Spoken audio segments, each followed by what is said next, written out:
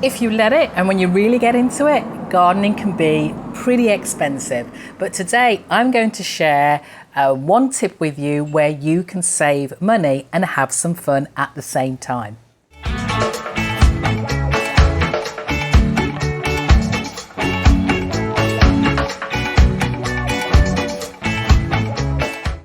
Hey everybody, Janice here from Caribbean Garden Life. And you know that the one tip I always share with beginner gardeners is grow what you like to eat. But then sometimes it can get a bit boring, so what do? You want to mix it up a bit. So you start venturing into buying seeds. And that's when you can start incurring some costs. So I'm going to show you how you don't have to do that, how you don't have to continuously do that and save some money yourself by collecting your own seeds. Now I collect seeds for absolutely everything. You'll see seeds drying on my windowsill from peppers that I've eaten, peppers that I've grown. You'll find me drying seeds from flowers, cosmos, zinnias that I have in the garden that I discovered how to do that this year. And you'll find me drying them from all forms of everything. So from okra, tomatoes I've tried. I definitely do that with lots and lots of peppers. And I've also did it, as I said, with flowers. But there are other ways you can actually get more plants. There are other ways you can get more plants. You can get cuttings from various plants. Sometimes I walk around the neighbourhood and I ask politely if I can get a quick cutting from a tree or something like that I want to grow in the garden. Or sometimes I swap plants. My neighbour may have grown a lot more seedlings and they have an surplus of seedlings, and I have a surplus of seedlings, and we look to swap them.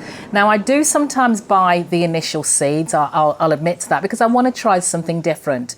But once I've got a successful plant out of it or something's given me, I've harvested, I will do my utmost to collect those seeds. So as I said, I do it with my herbs. So you'll find my dill, basil seeds. These things are so easy, and it looks now it's really easy to collect seeds. It isn't as hard as people seem to think.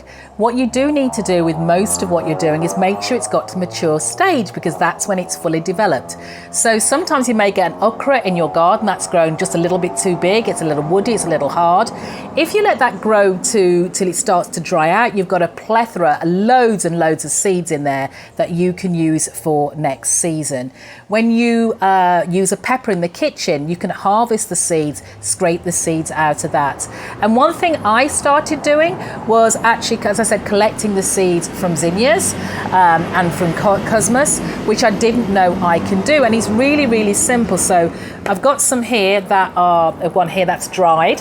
I let it dry, a place in the kitchen. And all you have to do is just pull the petal out. And on the end of the petal is the seed, that little thing. So once you've done that, what do you do with them? So seed storage can also be another challenge. But my little tip here, as I said, we're in the Caribbean. Things are expensive, doubly as expensive because we have to import everything and the added taxes. And I am a big recycler, so I start recycling different containers, mostly pill containers, if I'm honest. So these make great containers, great seed savers.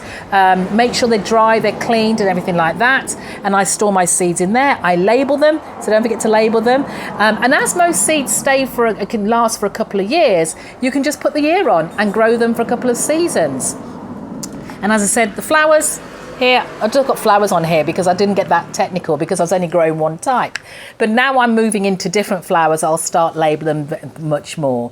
So that's it. It's a real simple, quick and easy tip on how you can save money in the garden by collecting your own seeds. And you can collect seeds from absolutely everything. And it doesn't hurt to give it a try, because if you get it wrong, usually nature has a way of making sure you've got plenty of seeds, because when you open like a tomato, if you open an okra, there are loads and loads of seeds in there. So it's setting you up. It knows you may fail and some seeds may fail. So don't hesitate to give it a try. Until next time, take care and happy gardening.